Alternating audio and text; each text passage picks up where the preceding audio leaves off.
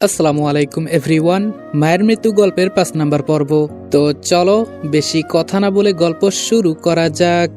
যখন আমার চোখ খোলার মতো শক্তি হলো তখন আমি সামনে তাকিয়ে দেখি মুক্তা আমার সামনে দাঁড়িয়ে আছে আর আশেপাশে কেউ নেই। আমি মুক্তার দিকে তাকিয়ে বললাম, আমাকে এখানে এভাবে নিয়ে আসার কারণ কি? আমাকে যদি ভালো করে বলা হতো তাহলে তো আমি নিজেই এখানে চলে আসতাম। মুক্তা আমার কথা শুনে শুধু একটা মুচকি হাসি দিয়ে সামনের দিকে যেতে লাগলো। আমি যে এতক্ষণ কোথায় ছিলাম সেটাও খেয়াল করি নাই। ভালো করে নিচে তাকিয়ে দেখি আমি রাস্তার এক কোণে বসে আছি। তাড়াতাড়ি নিচে থেকে দাঁড়িয়ে গেলাম। সামনে তাকিয়ে দেখি সুন্দর একটা রাজপ্রাসাদ। আমি যতই এটার গুণগান করি না কেন বলেও বোঝাতে পারবো না এটা কতটা সুন্দর। আর ভেতরে যে কতটা সুন্দর হতে পারে এটা হয়তো আমার অজানা।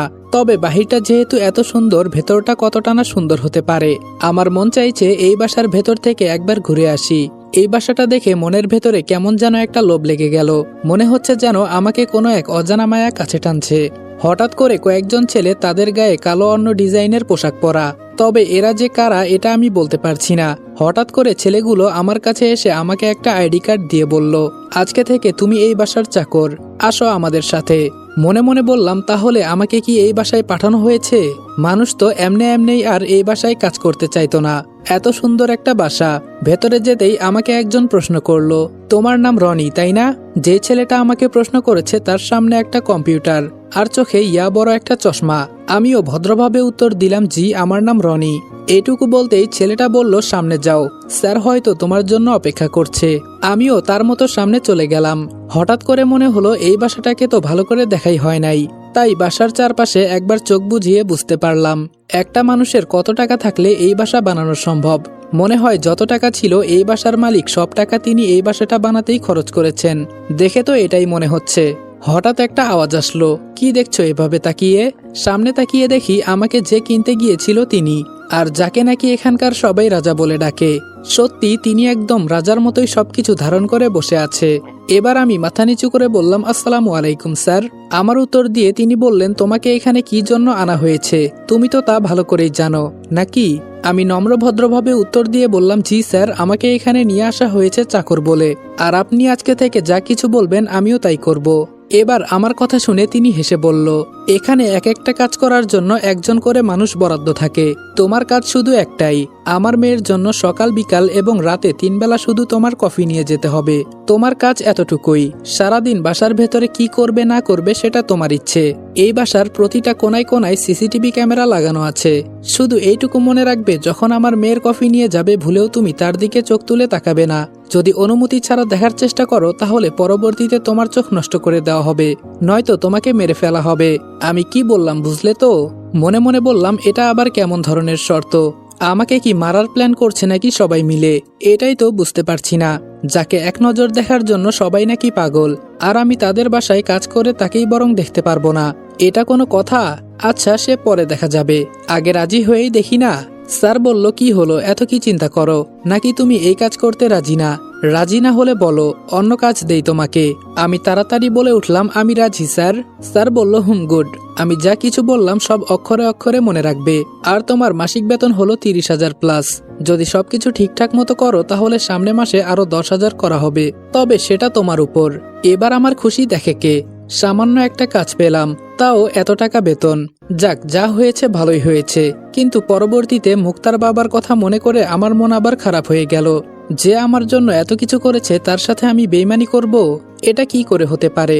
এবার আমি মাথা উঁচু করে স্যারের দিকে তাকিয়ে বললাম, আপনি যা বলেছেন আর যা কিছু পরে বলবেন আমি সবকিছু মেনে চলবো।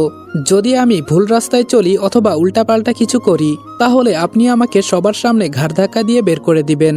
আমার কথা শুনে স্যার একটা হাসি দিয়ে বলল, তোমার কথা শুনে আমি খুশি হয়েছি। এখন বলো তুমি কোন রুমে থাকতে চাও? 3 তলায় যত রুম আছে সব এখানে যারা কাজ করে তাদের জন্য। তুমি গিয়ে ইচ্ছে মতো রুম পছন্দ করে থাকতে পারো। আমি বললাম, স্যার আমার একটা আবদার ছিল। স্যার বললেন, বলো কি বলবে? আমি বললাম, না মানে আমি আগেই বলে রাখছি, যদি বেয়াদবি হয় তাহলে আমাকে মাফ করে দিবেন। আমি ছোট থেকেই বাসার ছাদ বেশি পছন্দ করি। যদি আপনাদের বাসার ছাদের রুম খালি থাকে তাহলে আমি কি সেখানে থাকতে পারি?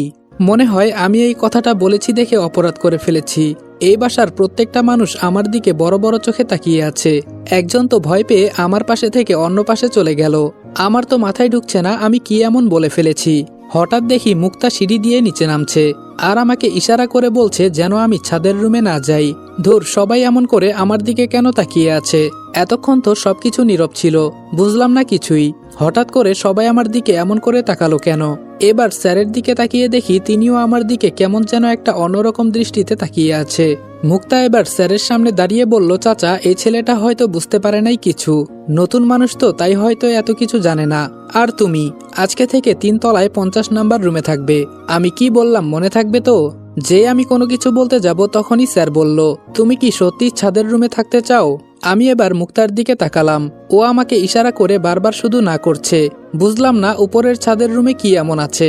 সবাই কি বলবে বলুক, সুযোগ যেহেতু পেয়েছি সেটা তো আর কোনোভাবে হাতছাড়া করা যাবে না।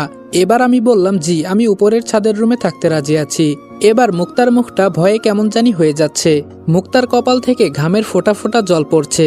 আমারও কেমন জানি একটা আগ্রহ লাগলো, এই ছাদের রুমে কি এমন আছে যার কারণে সবাই এমন করছে। এবার স্যার সবাইকে সবার কাজে যেতে বলে আমাকে বলল, ঠিক আছে, তোমার যেহেতু ছাদের রুম পছন্দ তাহলে তুমি সেখানেই থাকবে আজকে থেকে। আর রফিক মিয়া কোথায় তুমি? এটা বলতেই একজন মুরব্বী এসে বলল, জি স্যার। আমাকে উদ্দেশ্য করে স্যার বলল, তোমার যা কিছু প্রয়োজন হয় সব উনাকে বলবে, উনি তোমার সবকিছু এনে দিবে। আর কখনো এই বাসার বাহিরে যাওয়ার চেষ্টা করবে না। এখন তুমি তোমার রুমে চলে যাও, আগামীকাল থেকে তোমার ডিউটি শুরু। একবার মুক্তার দিকে তাকিয়ে উপরে যেতে লাগলাম, তবে মুক্তা আমাকে যেন কি একটা ইশারা করছে, যেটা আমি বুঝতে পারছি না।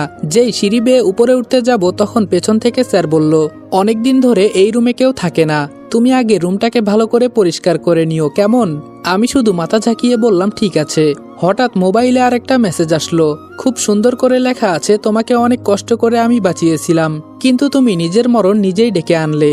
যাক, তোমার যেহেতু ছাদের রুম পছন্দ এজন্য কিছুই বলবো না, তবে আমার কাজটা আগে করে দিও। আমার মেয়ে তোমাকে সবকিছু বুঝিয়ে দিবে কিভাবে কি করতে হয়। আর সাবধানে থেকো, মৃত্যু তোমার চারপাশে ঘুরছে, নিস্তব্ধ অন্ধকার, চারিপাশে কোনো আলো নেই। মধ্যরাতে তুমি একা দাঁড়িয়ে আছো, তোমার চারপাশে কালো অন্যরকম এক ছায়া। যদি বাঁচতে পারো তো মৃত্যু, আর যদি মরতে পারো তো নতুন করে আবার জীবন পাবে। ভালো থেকো, আর মৃত্যু থেকে বাঁচিও না, বরং বাঁচা থেকে মরো। মেসেজটা পড়ে কেমন জানি আমার গায়ের লোমগুলো দাঁড়িয়ে গেল। কি সব লিখলো মেসেজে, কেমন জানি ভয় পেয়ে গেলাম। মৃত্যু থেকে বাঁচবো না, বরং বাঁচা থেকে মরবো, এটা আবার কেমন কথা? নাকি আমার সাথে মজা করছে? হঠাৎ করেই কেউ একজন বলল, কি ব্যাপার ভাইয়া, এখানে দাঁড়িয়ে আছেন যে, উপরে যাবেন না? সামনে তাকিয়ে দেখি আমার বয়সী একটা ছেলে। আমি ছেলেটাকে প্রশ্ন করলাম, তুমি কি এই বাসার? ছেলেটা আমাকে থামিয়ে বলল, আমি এই বাসার চাকর, আমার কাজ হলো টেবিলে খাবার দেওয়া, শুধু এইটুকুই। শুনলাম আপনি নাকি উপরের ছাদের রুমে থাকতে চান। আমি বললাম, কেন? আমি এই কথা বলার পর মনে হচ্ছে সবাই কেমন করে জানি আমার দিকে তাকাচ্ছে, কিছুই তো বুঝলাম না। আচ্ছা, তোমার কি এই সম্পর্কে কিছু জানা আছে নাকি? ছেলেটা হাসি দিয়ে বলল, অনেক কিছুই জানি, যা অনেকেই জানে না, কয়েকদিন থাকো নিজেই বুঝতে পারবে। বাই দ্য ওয়ে, আমার নাম সুমন, তুমি? আমি ছেলেটার সাথে হাত মিলিয়ে বললাম, আমি রনি। এবার সুমন বলল, আমাকে এখন গিয়ে টেবিল মুছতে হবে, তুমি যাও, কেমন? আর এখানে কোনো রকম উল্টাপাল্টা কাজ করবে না, একজন কিন্তু সিসি ক্যামেরায় সবকিছু দেখছে। গুড লাক, বাঁচা থেকে মরো। এই বলে ছেলেটা নিচে নেমে গেল। সবাই এসব কি বলছে, যেখানে সবাই বাঁচতে চায়, আর এরা সবাই বলছে বাঁচা থেকে মরো। কি শুরু করলো সবাই? সবকিছু চিন্তা ভাবনা বাদ দিয়ে ছাদে উঠে গেলাম। ওই তো এক কোনায় একটা রুম, তবে আমার কাছে মনে হলো আমি ছাদে উঠাই যেন হঠাৎ করে সবকিছু পরিবর্তন হয়ে গেল।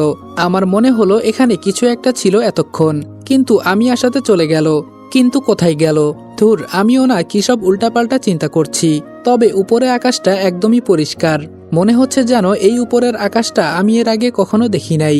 কেমন যেন নিস্তেজ একটা পরিবেশ তৈরি হয়েছে এখানে।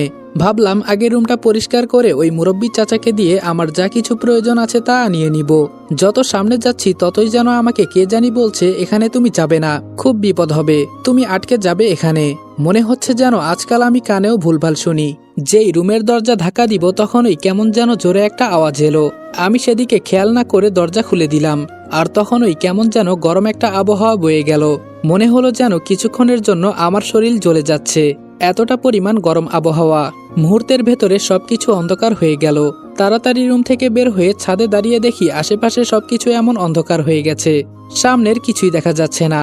এসব দেখে ভয়ে আমার কলিজার পানি শুকিয়ে গেছে। মনে হচ্ছে যেন আমার দিকে কিছু একটা ছুটে আসছে। ভয়ে আমি চোখ বন্ধ করে ফেললাম। যখন চোখ মেলে তাকালাম তখন তাকিয়ে দেখি সবকিছু একদম নীরব হয়ে গেছে। পরিবেশ আগের থেকে আরো অনেকটাই স্বাভাবিক হয়ে গেছে। কপালে হাত দিয়ে দেখি আমার কপাল থেকে ঘামের বিন্দু বিন্দু ফোঁটা পড়ছে। এবার ভয়ে ভয়ে রুমের দরজা দিয়ে ভেতরে গেলাম, কিন্তু এখন সবকিছু একদম স্বাভাবিক হয়ে গেছে। রুমের চারপাশে কিছু ময়লা জমে আছে। অনেকদিন এখানে কেউ থাকে না, এজন্য হয়তো ময়লা জমে আছে। তবে আমার একটা বিষয় মাথায় ঢুকছে না, একটু আগে এসব কি হলো, আবার মুহূর্তের ভেতরে সবকিছু ঠিক হয়ে গেল।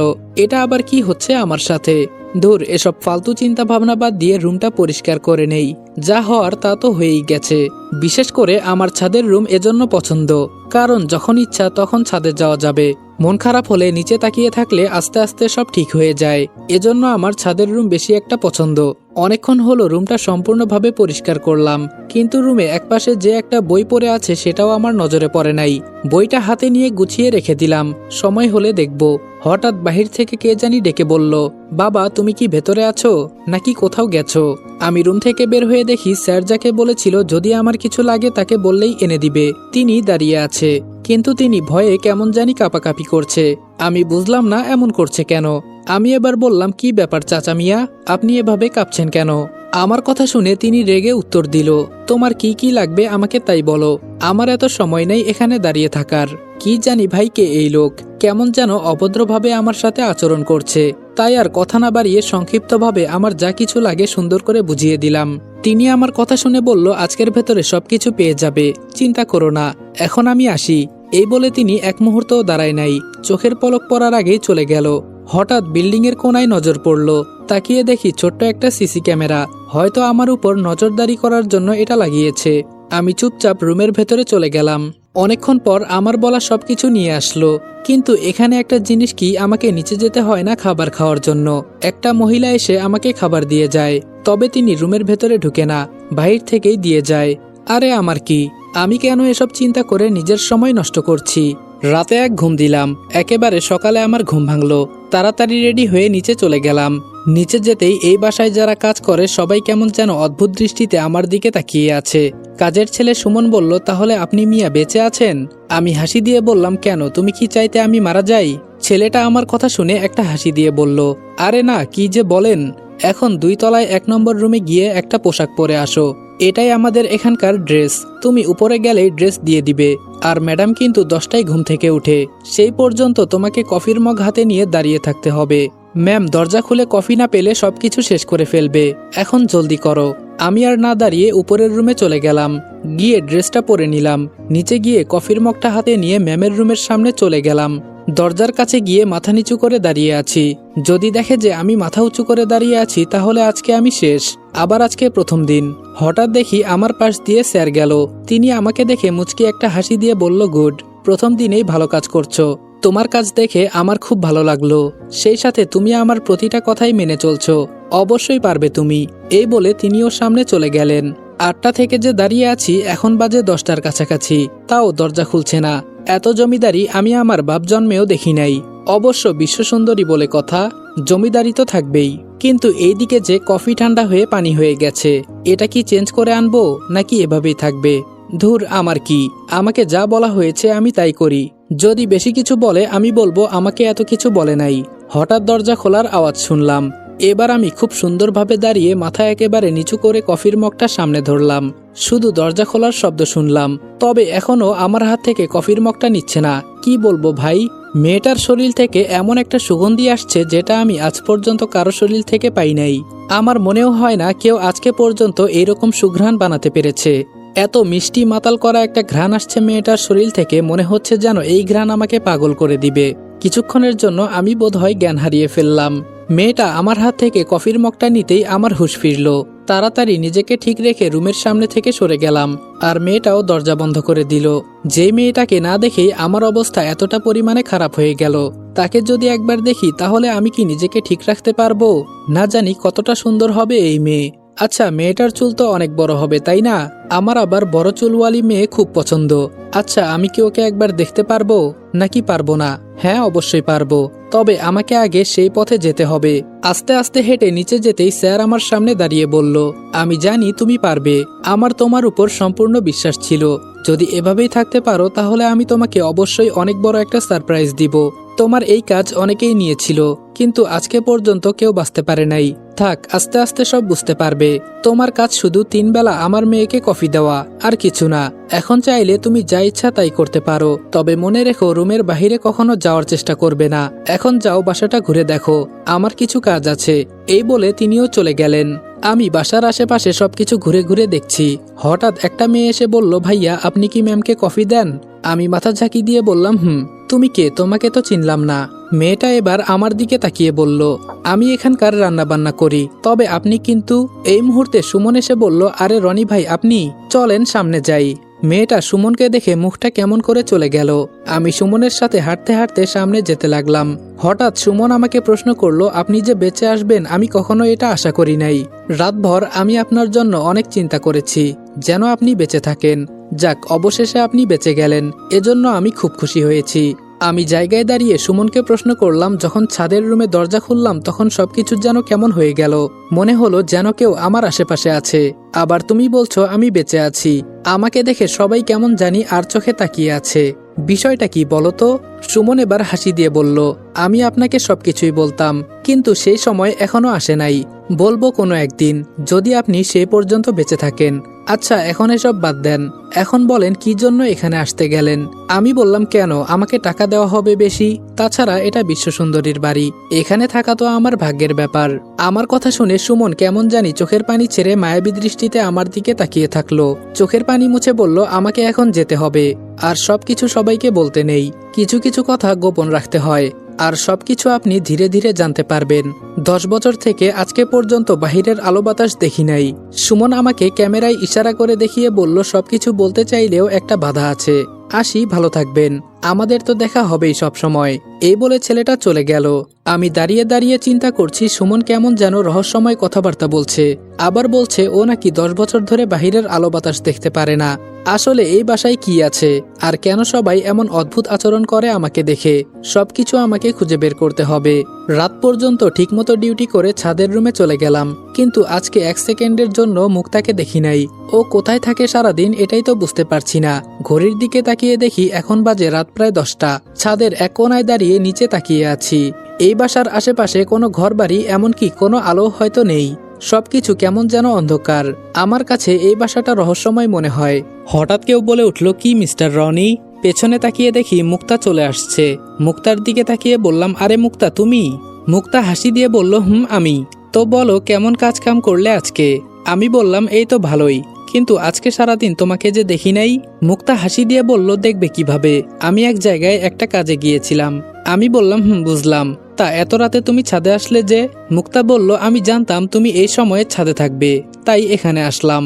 আমি বললাম, ছাদে রুম নিয়েছি বলে সব সময় যে ছাদেই থাকবো এটা তেমন কোনো কথা না। মুক্তা এবার আমার দিকে তাকিয়ে আমার পাশে দাঁড়িয়ে এক এক করে বলতে লাগলো, আমি সারাদিন কি কি করেছি, কোথায় কোথায় ছিলাম, সবকিছুই বলে দিল। সব শুনে আমার মনের ভেতরে কেমন যেন একটা ভয় জেগে গেল। মুক্তা এত কিছু কেমন করে জানে? না, আমাকে আরো সাবধান হতে হবে। মুক্তা সব সময় আমার উপর নজর রাখছে, এটা আমি বুঝতে পারছি। এবার আমি মুক্তার থেকে একটু দূরে গিয়ে বললাম, সবকিছুর একটা সীমা থাকা দরকার। আমি কি করছি না করছি এটা তোমার দেখা ঠিক নয়। তুমি হয়তো আমাকে ফলো করছো তাই না? মুক্তা বলল, কে বলেছে আমি তোমাকে ফলো করছি? এবার মুক্তা আমার কাছে এসে আমার চোখের দিকে তাকিয়ে বলল, আমাকে কি সারাদিন একবারও তুমি দেখেছো বাসায় যে এসব কথা বলছো বাবু? এবার আমি মুক্তার থেকে দূরে গিয়ে বললাম, আপনি মানুষটাই ভালো না মিয়া। মুক্তা হেসে বলল, আমি আর ভালো হতে চাই না। এখন শোন, তোর কেসটা মাটি চাপা হয়েছে, কিন্তু তোর সৎ বাবা বলে বেড়াচ্ছে মায়া নাকি তোর স্ত্রী, ওর পেটে নাকি তোর বাচ্চা। তুই আবার ফিরে গেলে ওরা তোর উপর থেকে কেস তুলে নিয়ে মায়ের সাথে আবার নতুন করে তোর বিয়ে হবে। তুই কি এখন ফিরে যেতে চাস সবকিছু প্রমাণ করে? আমি শান্ত হয়ে মাথা নিচু করে বললাম, দেখি কি করা যায়। তবে মুক্তা, আমি তোমার কাছে কিছুই চাইবো না। আমার আম্মুকে যে ওরা মেরে ফেলেছে এর একটা প্রমাণ আমার কাছে কি এনে দিতে পারবে? আর কিছুই লাগবে না আমার, ওদের আমি ছাড়বো না। মুক্তা আমার থেকে কিছুটা দূরে গিয়ে বলল, আমি একটা শর্ত দিব, যদি রাজি থাকো তাহলে দেখতে পারি। আমিও সুন্দর মনে বলে দিলাম, ঠিক আছে বলো। কিন্তু মুক্তা হঠাৎ করে আমাকে ছাদে থেকে ধাক্কা দিয়ে। আসসালামু আলাইকুম এভরিওয়ান, মায়ের মৃত্যু গল্পের 5 নাম্বার পর্ব এখানেই শেষ করলাম। ভিডিওটা ভালো লাগলে লাইক এবং কমেন্ট করে দিও, আর চ্যানেলে নতুন হলে সাবস্ক্রাইব করতে ভুলবে না। আর হ্যাঁ, গল্পের পরবর্তী পার্টগুলা 20 মিনিটের উপরে দেখতে চাইলে এই ভিডিওতে 5000 লাইক এবং 1000 কমেন্ট কমপ্লিট করে দাও। যদি এই ভিডিওতে 5000 লাইক এবং 1000 কমেন্ট কমপ্লিট করে দাও তাহলে পরবর্তী ভিডিওগুলাও 20 মিনিটের উপরে করার চেষ্টা করব। তো দেখা হচ্ছে নেক্সট ভিডিওতে। ততক্ষণ ভালো থাকবা, সুস্থ থাকবা। আল্লাহ হাফেজ।